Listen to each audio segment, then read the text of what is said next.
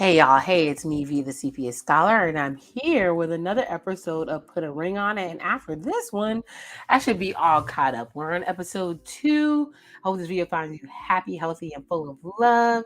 If you want to check out the episode 3 reaction, I'm on the super panel with Little Black Book, aka Kojo.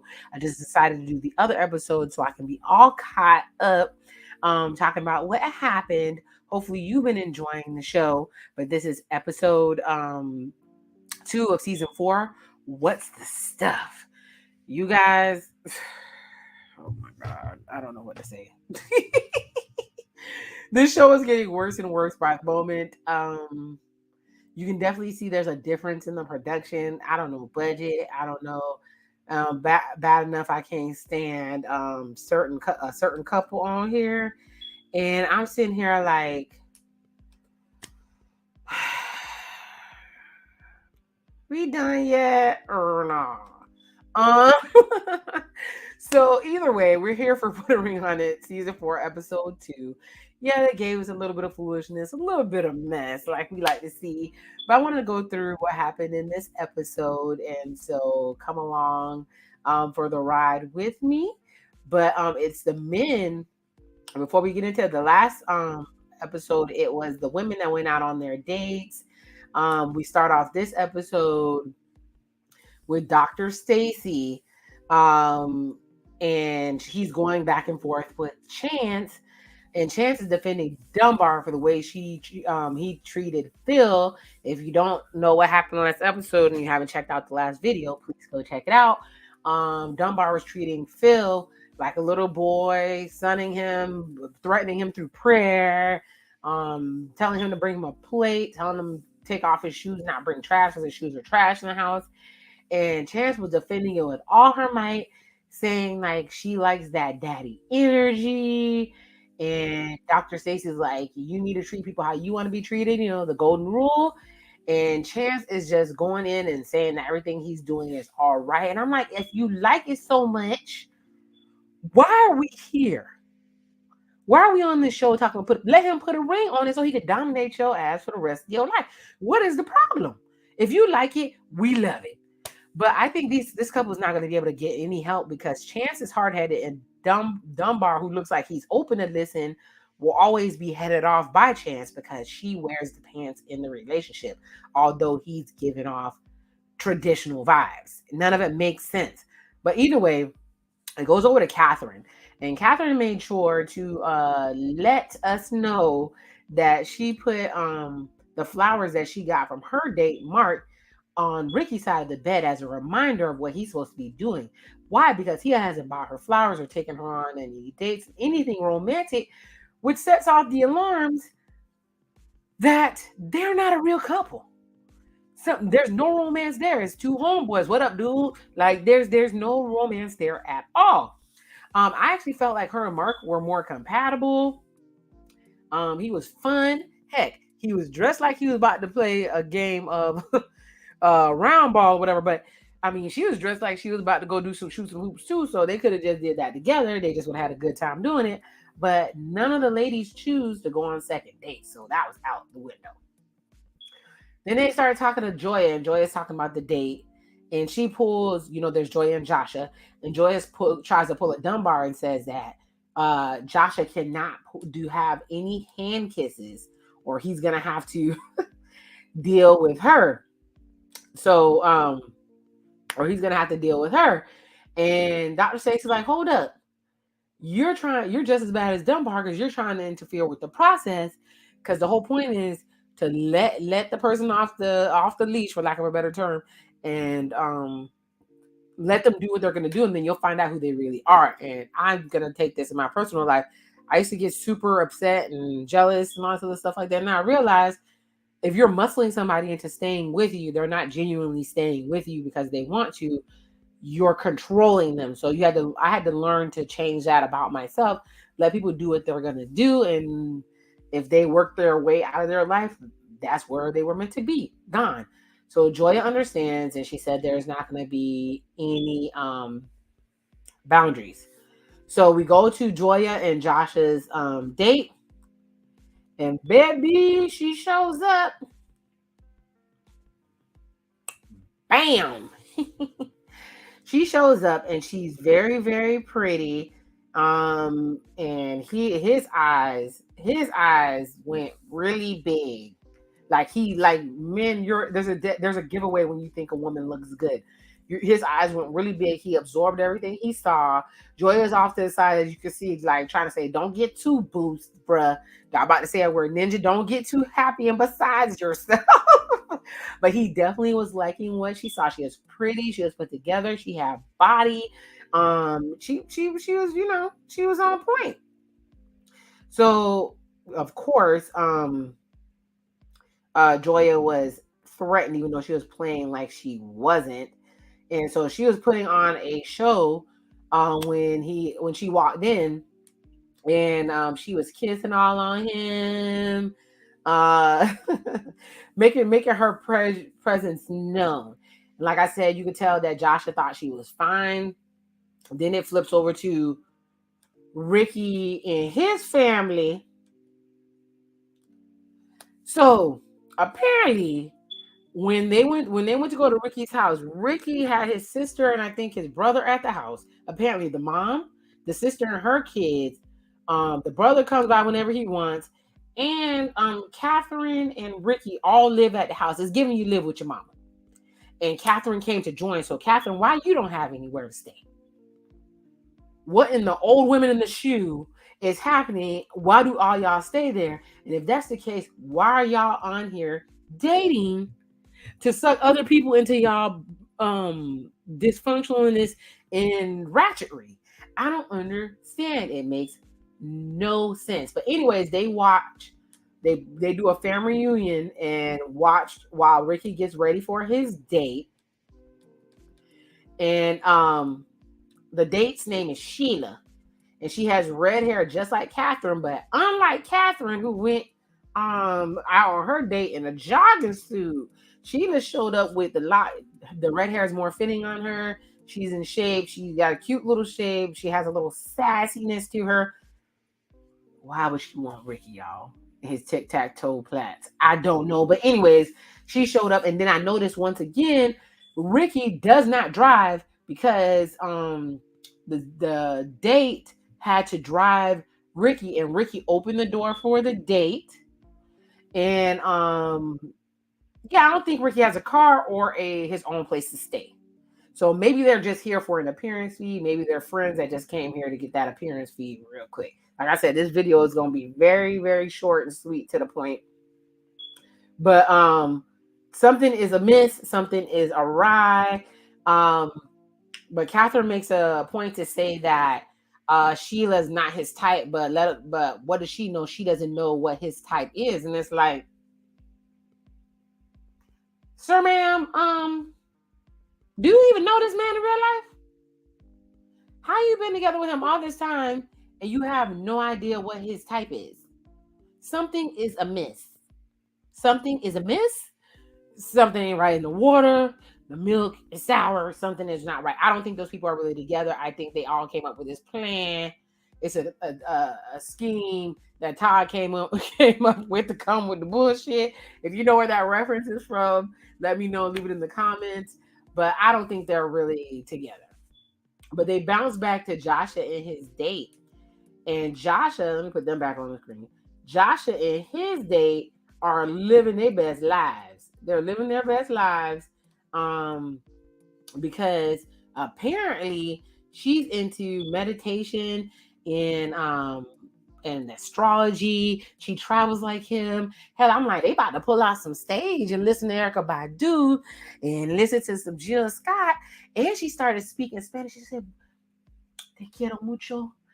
Ven aquí, papi chulo. Dame un beso, por favor." I got a little bit for that for y'all, a little bit. If you like that, I got that too for you. But either way, she was pulling out all the stops, and he was eating it. He was eating it like good food, baby. He was eating it like good food. And I was like, Joya, she about to take your man. She's about to take your man, and you ain't gonna be able to do nothing about it. But it was super, super duper crazy that this even went down like this. I mean, why would you go on this show? Nobody knows to tempt everybody. But I guess if you feel like you got it like that, you got it like that. Then on top of that, she wants no kids until she's married and she's younger. So she's willing to wait longer. Like, this is the jackpot for Joshua. It was like, wow. Like I said with the previous video that I made, with the women, they gave them dudes they would have no intentions of doing jack with, but they gave the dudes viable candidates. Why? Because they probably, it ain't nothing but the devil. They trying to test these dudes to see if they can hang on for dear life or whatever. So, boy, we're gonna see, Joy. You might lose your man, baby. So then we go to Dunbar and Chase and his date. And baby, they done sent over Sister Mary Clarence. They brought over this lady. She was decent looking, but what I noticed about her, she was very conservatively put together. She had a long skirt on. She had a nice smile. She was younger, like he likes, and she seemed very friendly. Chance invited her in. If you notice, Chance is meeting her at the door. Chance sat in Dunbar's lap, wrapped his arms around her. She promptly let that dude know that I will cut you. Right? She let him know that you're not gonna do anything with this date.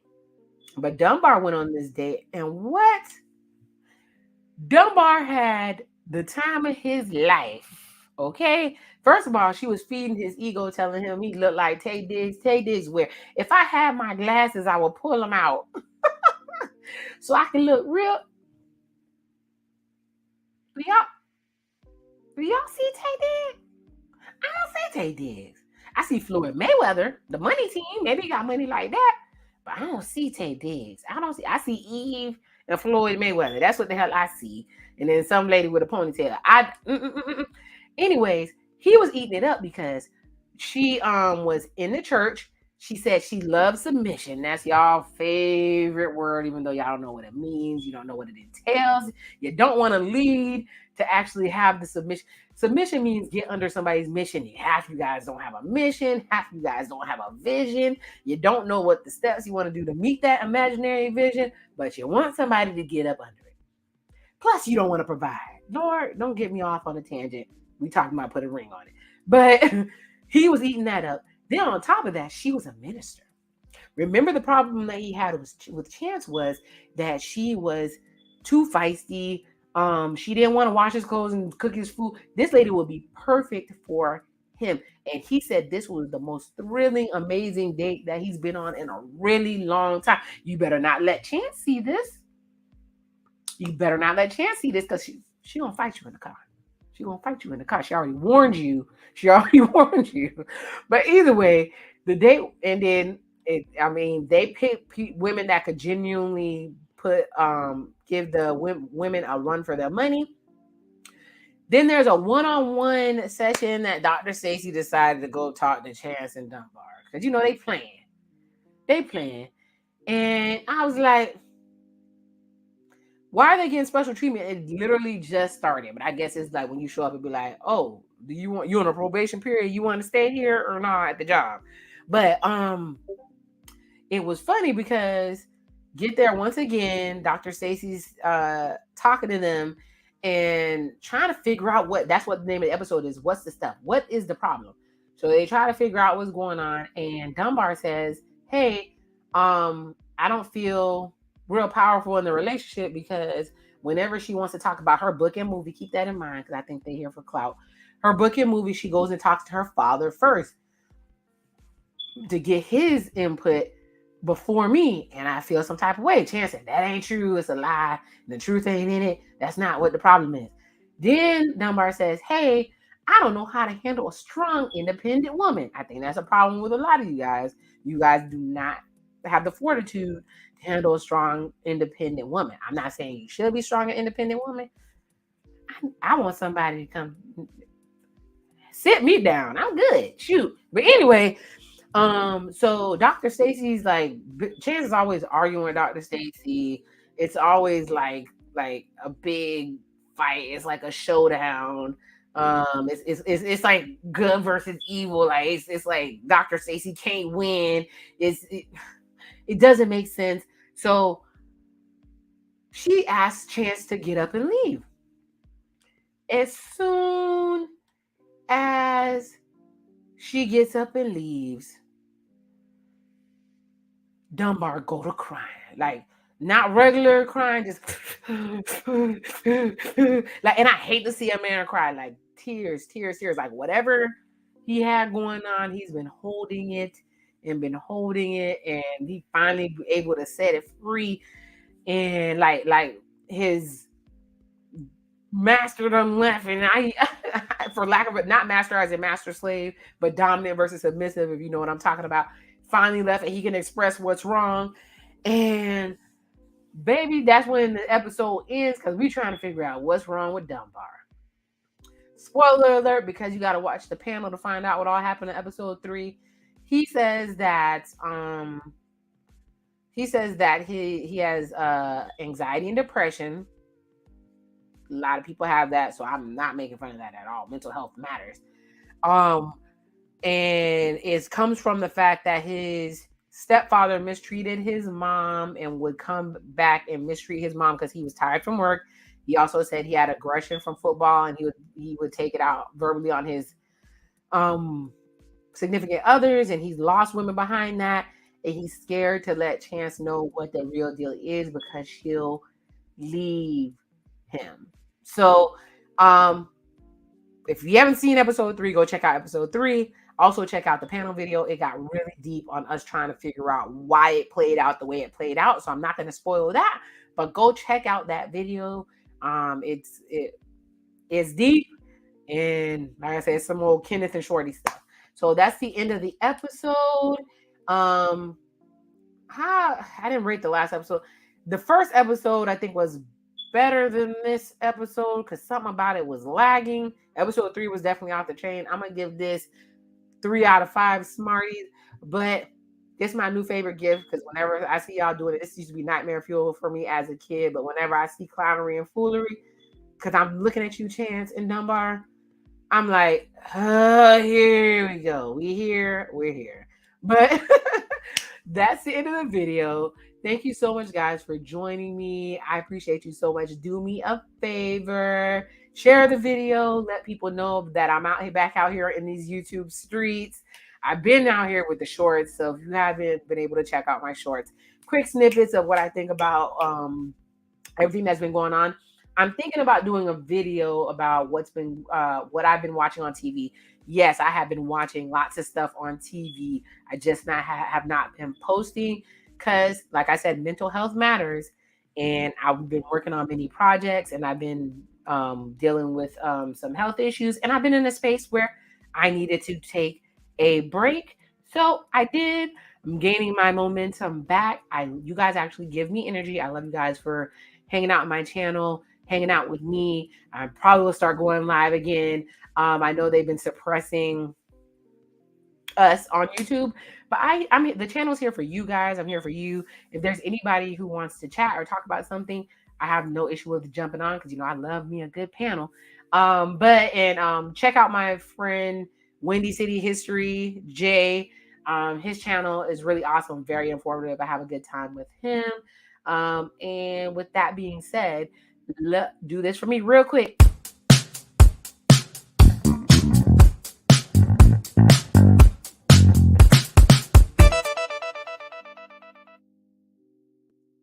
This song always makes me want to do a body roll. Yes, body roll. But either way, like I always say, love who loves you. May God bless you with everything that you need. And the Sepia Scholar is out, y'all. Hopefully this video is better because what I didn't realize is my mic was too far away. So speak into the mic. But anyways, hopefully this one's much better.